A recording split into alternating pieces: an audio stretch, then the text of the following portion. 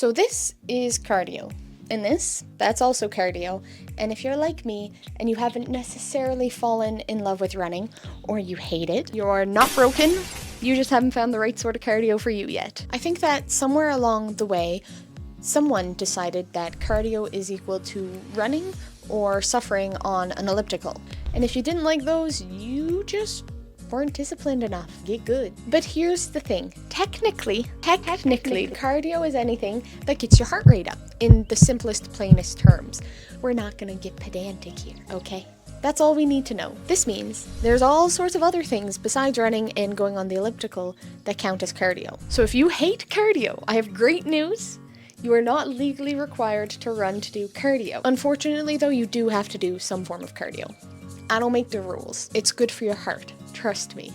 But it doesn't have to suck. I've broken down my favorite forms of cardio into sort of 4 broader categories so you can just kind of skip through, see what applies to you, and hopefully find cardio that you can enjoy and love and actually have fit your life for the rest of your life. 1 is fun disguised as exercise, which is my personal favorite. Try and say that 5 times fast. 2, quick and efficient. 3, low effort, high return. And 4, seasonal specialties. Now, if you want cardio that tricks you into working hard, is good for your heart, but is mostly just fun, these are for you. My number 1, coming as a surprise to absolutely no one, is of course going to have to be, say it with me, yes, martial arts and combat sports. Thank you.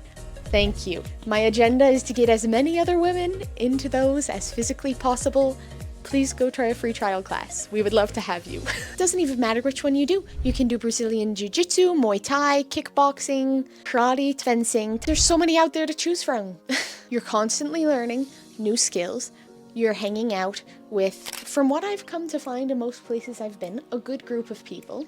And on days when you're not motivated to train at all, when you do a sparring session and someone is trying to hit you or choke you or you're rolling on the ground, all of a sudden you're a little more motivated to exercise and work out. Next thing you know, you're lifting weights because there's that one guy at the gym, and every time you get squat like a bug and you're convinced that if you could just bench press a couple more pounds, you could get just enough leverage to get in there and his day up.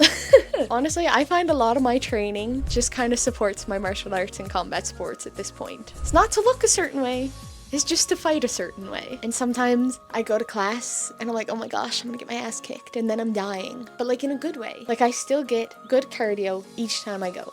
Because just by the nature of sparring, it's kind of impossible to not step up your game and try. Another fun one I really enjoy is fitness games. I'm talking Just Dance, Beat Saber, Ring Fit, even the Wii Fit. If it gets your heart rate up, it's cardio. Doesn't matter if it's in your living room at 2 a.m. Especially if you don't want to leave the house to go work out, but you don't have a treadmill in your home to do cardio, or you just don't like to do the treadmill. It kind of gamifies your fitness and just kind of keeps it all fun and refreshing. If you put Just Dance on the Just Sweat mode and you go for like an hour and you're putting your all into it, legs and arms, you cannot tell me that that's not a workout. So category 2, quick and efficient. You are short on time and you just want to get her done. These are kind of fast, sweaty, can be done in 20 minutes. For this category, what you're really looking at are things like circuit training. Pick 4 to 5 moves, do them for 30 seconds to a minute, 15-second rest, repeat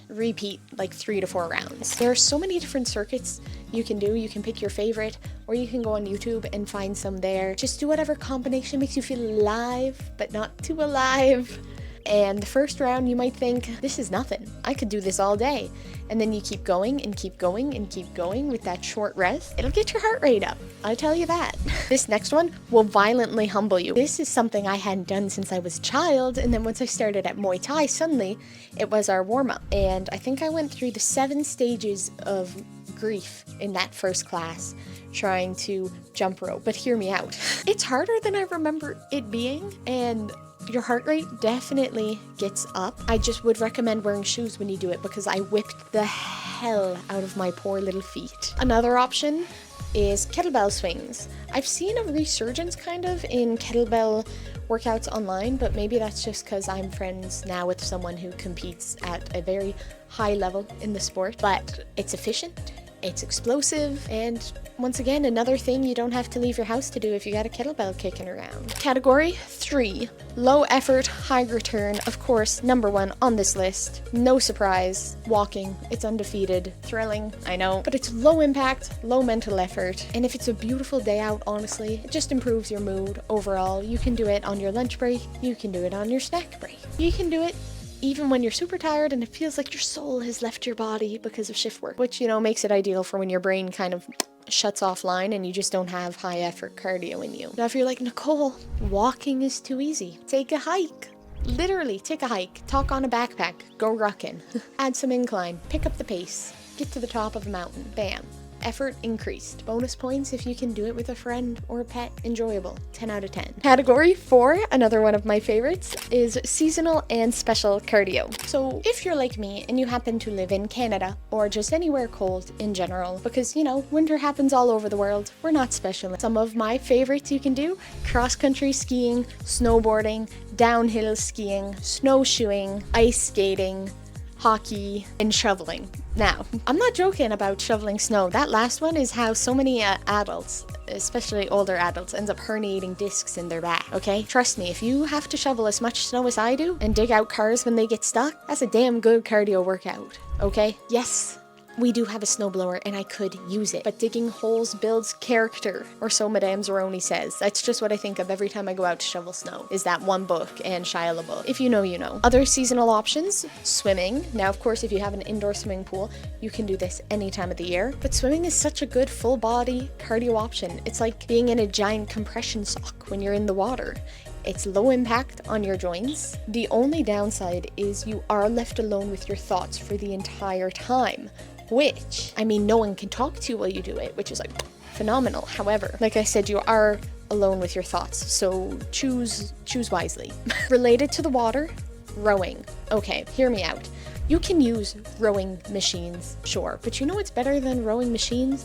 Actual rowing. Rowing looks easier than what it is until you try it, but it's amazing for your conditioning. Even just rowing, canoeing, kayaking, any sort of paddling in a tiny vessel, that counts. Trust. You might even feel it in your arms the next day if you go for long enough. And there's nothing like a beautiful, calm morning on the lake and the water's just like glass and you're just paddling away. Ugh, it's so nice. It's so nice. So nice. Way better than being inside on a treadmill. Quick note, a caveat though: equipment, treadmill, elliptical, Stairmaster, indoor bike are all good. They're all good. If you like the machines at the gym, that's wonderful. I also like to sit on the exercise bike and watch TikToks and read books while I do my cardio.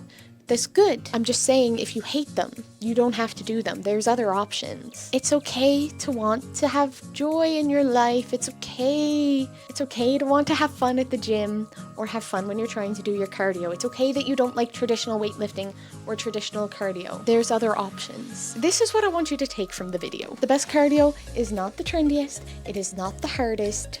It's not the one that burns the most calories. The best cardio for you is the one that you'll actually do. Doesn't matter how optimal the routine is if the routine never gets done. Your cardio and your workouts should fit your life, should fit your schedule, should fit your energy levels and your interests, because consistency beats intensity every single time. So you can tell me your favorite non-running cardio in the comments, or the one off the list that you might want to try this year. And if you would like realistic fitness advice, or just watch someone trying to do their best while working 12-hour shifts, feel free to hit subscribe, like, comment, the usual. Oh, no, no, no, no, no! We do not skip cardio in this house, no matter how much we might want to some days.